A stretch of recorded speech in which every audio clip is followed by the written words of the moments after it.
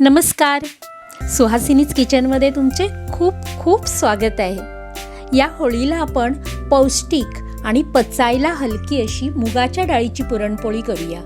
नेहमी आपण चणा डाळीची पुरणपोळी करतो, पण काही वेळा चणा डाळीचं पथ्य असतं। मग अशा वेळी मुगाच्या डाळीची पुरणपोळी करावी। चला तर सुहासिनीज किचनमध्ये पुरणपोळी कशी केली ते बघूया। पुरणपोळीसाठी मुगाची डाळ भिजत घालायची गरज लागत नाही।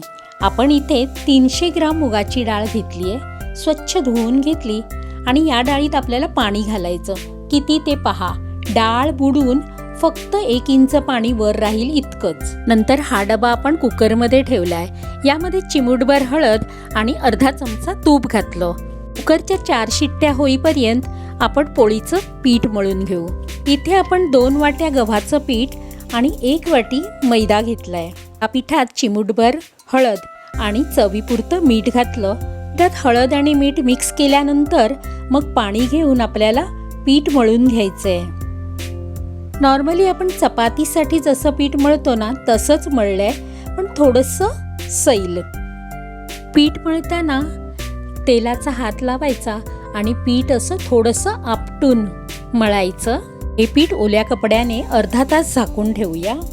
पुरणासाठी इथे मी पाव किलो गूळ बारीक चिरून घेतलाय, त्याचबरोबर तूप आणि 1 पिंच आपल्याला मीठ लागणार आहे। आता आपण कुकरमधून डाळ काढून घेऊया। आपली डाळ छान शिजली आहे, पहा अगदी मऊसूत झाली आहे। यामध्ये चवीपुरतं मीठ घातलं। ही डाळ आपल्याला एका कढईत काढून घ्यायची आहे आणि या शिजलेल्या डाळीमध्ये आपण गूळ घालायचं आहे। गूळ घातल्यानंतर पुरण पातळ होईल। ही कढई गॅसवर ठेवून आपल्याला हे पुरण सुक्कं करून घ्यायचं आहे।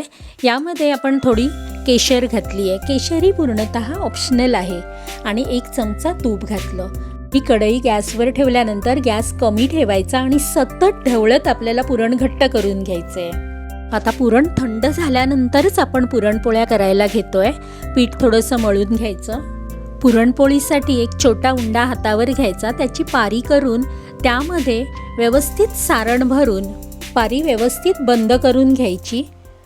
ही पारी पिठामध्ये घोळून पुरणपोळी लाटून घ्यायची। पुरणपोळी लाटण्यासाठी तांदळाचं पीठ, मैदा किंवा गव्हाचं पीठ वापरलं तरी चालतं आणि जमेल तेवढी पातळ पोळी लाटून घ्यायची।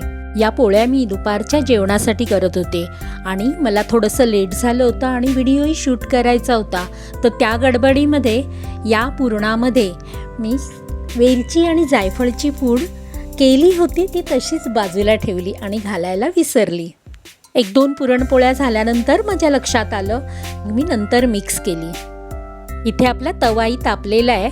अशी पातळ पुरणपोळी लाटली आणि नंतर गरम तव्यावर टाकायची। पुरणपोळी तव्यावर घातल्यानंतर थोडीशी फुगल्यासारखी दिसायला लागली की परतायची आणि दुसऱ्या बाजूला तूप लावून ही बाजू परतल्यानंतर मग चांगली खरपूस भाजून घ्यायची। माझ्या घरी पुरणपोळ्या थोड्याशा चांगल्याच भाजलेल्या, म्हणजे वरवर थोडंसं डाग पडतील अशा भाजलेल्या आवडतात। आजकाल शिफ्ट-ड्युट्यांमुळे किंवा अपुऱ्या झोपेमुळे, वेळी अवेळीच्या जेवणामुळे ॲसिडिटीचे प्रमाण वाढले।